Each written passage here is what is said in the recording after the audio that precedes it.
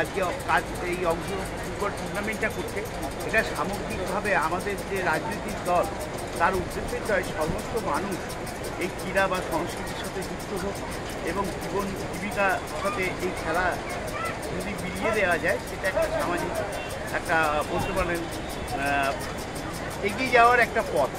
তাই আমার মনে হয় এই যে খেলাধুলার মতো সমস্ত মানুষকে, সমস্ত বর্ণের মানুষকে, বিভিন্ন ধর্মের মানুষকে এবং এই স্পোর্টস হচ্ছে শরীরের যে সুস্থ রাখার একটা সবচেয়ে বড় মাধ্যম।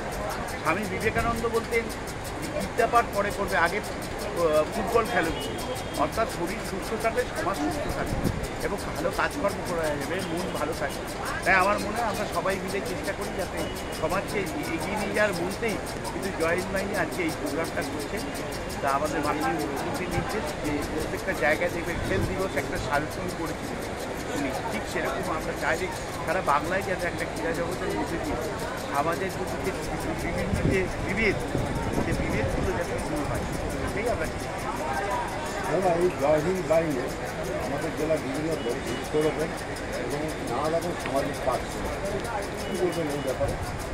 দেখুন, আমাদের জয়েন্ট বাহিনী ঠিক ডাইরেক্ট রাজনীতি থেকে সামাজিক দায়িত্বটাই বেশি দিয়েছে।